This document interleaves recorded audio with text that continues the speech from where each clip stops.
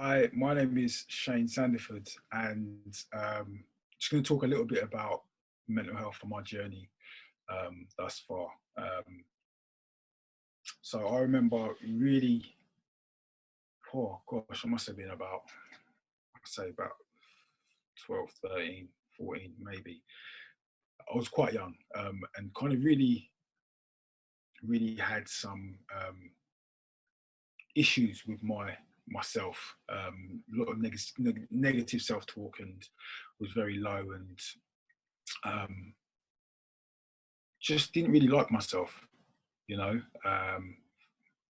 Didn't really like myself at all. I didn't like the skin I was in. I just felt really uncomfortable. And then growing up in a predominantly white area, as a black child, black male child, um, you kind of, yeah, it's weird. I remember times when I was chased home from school, and um, I was told to go back to where I came from, which is pretty funny because I lived around the corner from the hospital where I was born. Um, but yeah, just stuff like that kind of, sticks with you. You go to school and, you don't want to be kind of judged because of the color of your skin, but you do, you get judged. And it sticks with you, it stays with you. Um, so as I'm getting older, kind of still kind of experiencing a lot of that stuff. Um, and as a man, you don't really, or as a boy or a child, I think from an early age we're taught to kind of suppress our emotions, suppress our feelings. Don't talk about it. Just be a boy. Just be strong and be physical, and don't talk. Don't talk. Just boys will be boys. Act it out. Fight.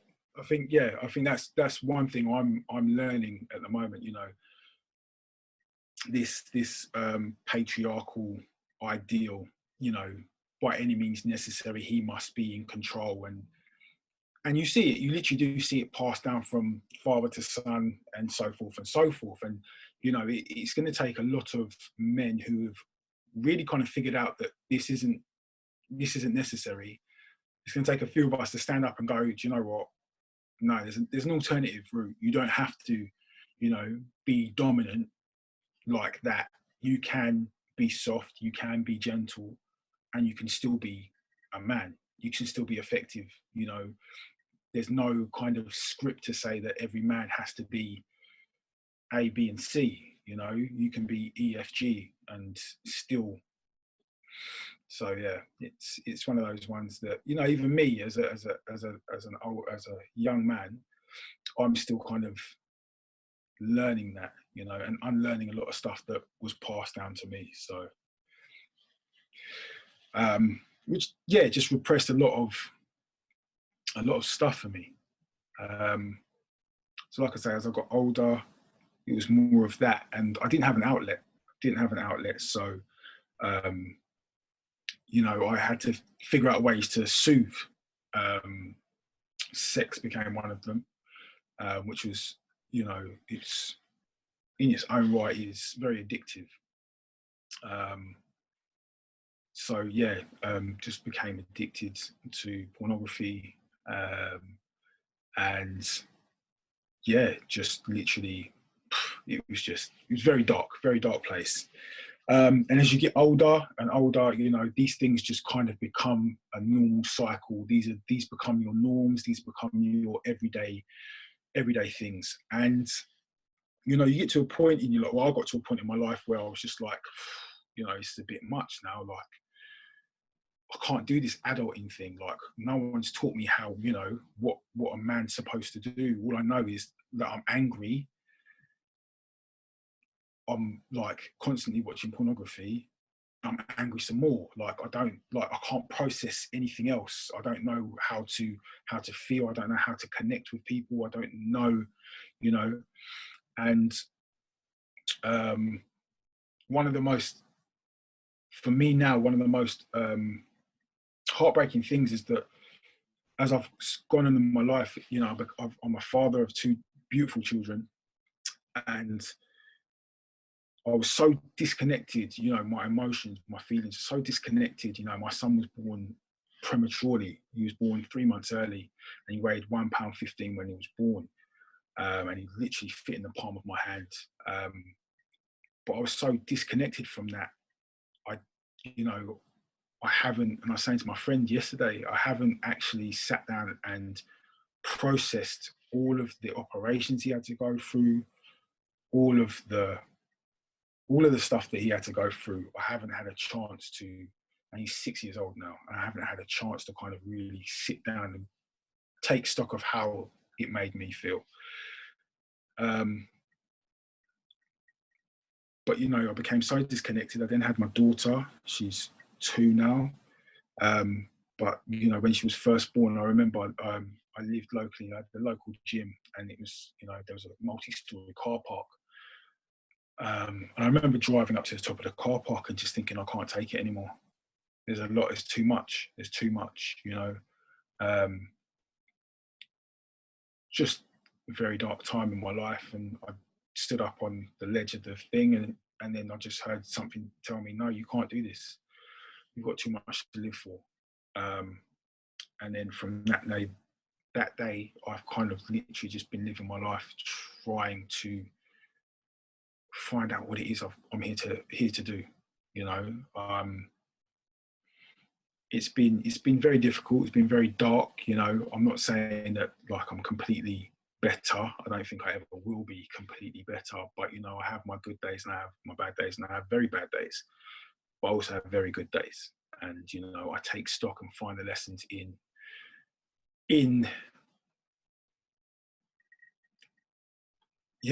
find the lessons in each and every experience.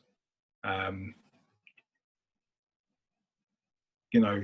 think it's a statistic of I think it's 3 in 4 men take their life. And when I first heard that statistic, I was like, that's impossible.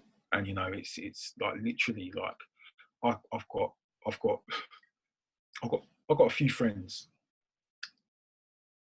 So that means like if I really look at it, say I've got 10 friends, that means like 6 of them are gonna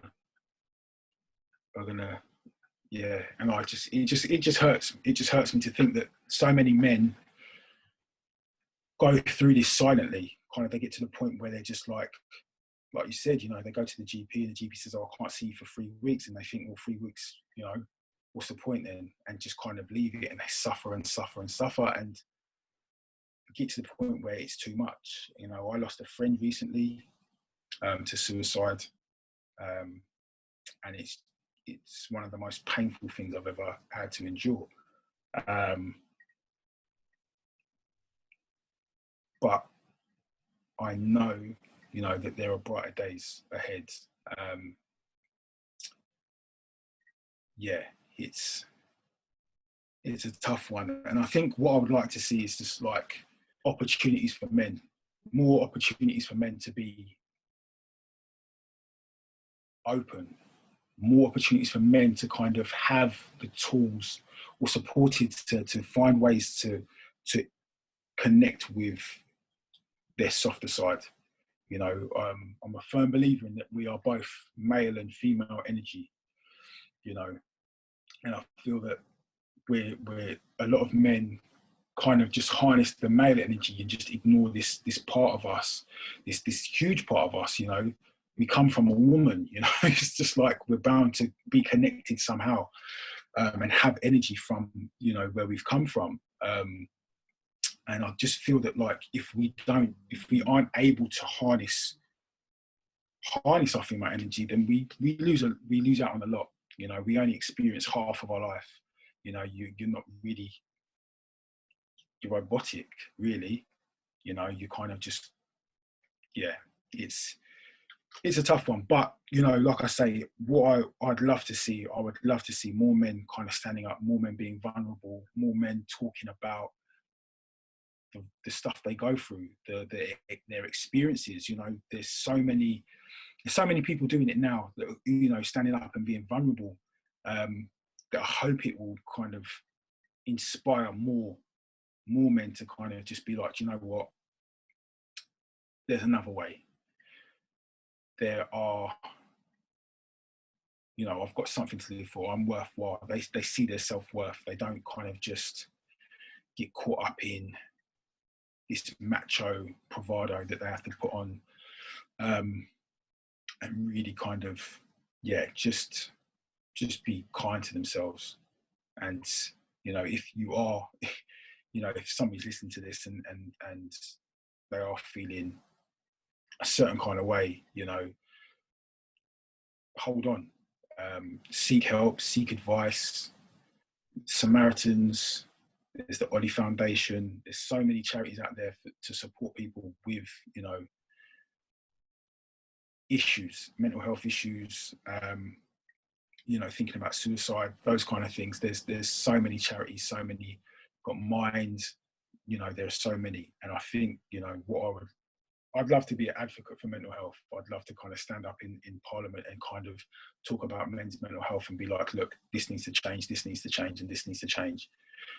Who knows, maybe one day I will be. But right now, I keep going back to community. I feel that, you know, it's going to take a community of men to stand up and change the way we see men's mental health. So yeah, I think it's totally like the I'm gonna call it the gender roles. Like it's so chalk and cheese. Men are, you know, yeah, I guess we all subscribe to this idea of patriarchy where the man has to, like I say, be the breadwinner, be the provider, the dominant one in the relationship, handle the money, all of those roles. But then yet, you know, and be hard and tough at the same time, be the protector, but yet he has to then be in touch with his feminine side or his feelings and his emotions. But that's like chalk and cheese. Like they're so far apart. And like you know, I called it the murdering of our souls. You know, like from early on, we are told, you know, like you say, just get up and get on with it.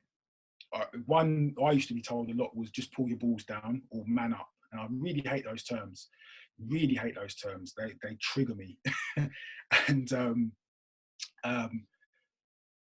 it's just like, you know, how, like I say, we're all kind of like programmed to believe that, you know, even in relationships, even in intimate relationships, you know, women want men to be, some women, not all women, some women want men to be this dominant lover, you know, take you by the hand and, you know, and then, but yeah, you know, they also want this gentle, soft man. And, you know, if you don't know the balance between the two, you know, and then if you're vulnerable, being vulnerable is not sexy. You know, it's just, you know, it's quite confusing. It can be quite confusing. But like I say, I think the more men stand up and realize that, you know, there is this grey area that's yet to be explored. And I think that a lot of us would be quite happy in this area, but we're all just too scared to kind of take the step in. We're all like waiting for somebody else to do it. But hopefully, you know, there'll be some trailblazers who do. There'll be someone who kind of says, no, it's all right here. The water's nice. So yeah.